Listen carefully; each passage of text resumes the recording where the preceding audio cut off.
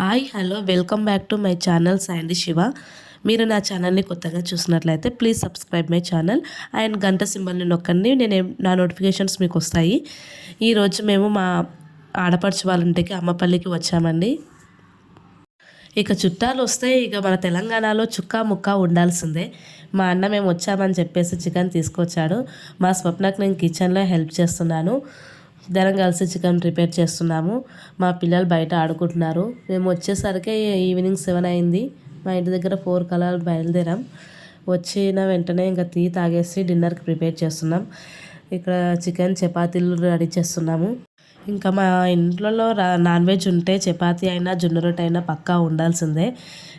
జొన్న రొట్టె అయినా చపాతీ లేకపోతే మా హస్బెండ్ అసలు తినరు, రైస్లోకి ఎక్కువగా తినరు. అందుకోసమని చపాతీ ప్రిపేర్ చేస్తున్నాము. మా స్వప్న చికెన్ చూస్తుంది, ఉడుకుతుంది చికెన్. ఇంకా మేమేమో కింద చపాతీలు తాలుస్తున్నాం.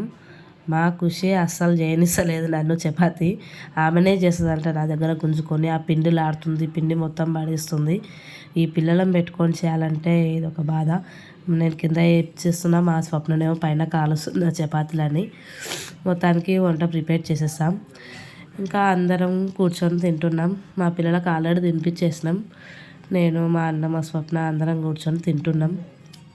వంట అయిపోయింది. పిల్లలు ఆల్రెడీ పడుకుంటున్నారు. ఇంకా మేము కూడా తినేసి పడుకున్నాం. ఇంకా నెక్స్ట్ డే నిన్న రైస్ ఎక్కువగా మిగిలిందని చెప్పేసి మా స్వప్న పులిహోర రెడీ చేసింది. ఇంకా వైట్ రైస్ కూడా చేసాము. అందులోకి ఎగ్ కర్రీ ప్రిపేర్ చేస్తున్నాము.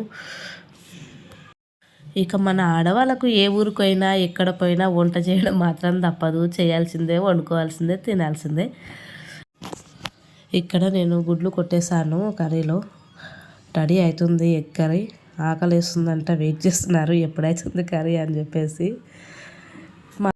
మార్నింగ్ చపాతి చికెన్ మిగిలిండే నైట్ది అది తిన్నారు. ఇంకా ఇప్పుడు రైస్ ఎగ్ కర్రీ చేస్తున్నాం. వెయిట్ చేస్తున్నారు వాళ్ళు ఎప్పుడవుతుందా అని చెప్పేసి. అయిపోయింది ఆల్మోస్ట్. నేను ఎగ్ కర్రీలో ఆనియన్స్ ఎక్కువ వేసే చేస్తాను. ఎందుకంటే కొంచెం ఒంట్లో వేడవుతుందని చెప్పేసి కొంచెం ఆనియన్స్ ఎక్కువనే వేస్తాను. మా స్వప్న అయితే అయ్యిందా అని చెప్పేసి 2-3 సార్లు తిరిగిపోయింది. ఇప్పటికి రెడీ అయిపోయింది. వచ్చి పెట్టుకొని తింటుంది. ఏమంటుందో, టేస్ట్ ఎట్లా అయిందంటుందో చూడాలి. ఇక ఆఫ్టర్నూన్ లంచ్ రెడీ అయిపోయింది. పిల్లలకు తినిపించాలి. మా స్వప్న వాళ్ళకి షాప్ ఉంటుంది. ఆ షాపును చూసి వచ్చినప్పటి నుండి కుర్కురేలు, చాక్లెట్లు వాళ్ళు ఇష్టం వచ్చినట్టు తింటున్నారు.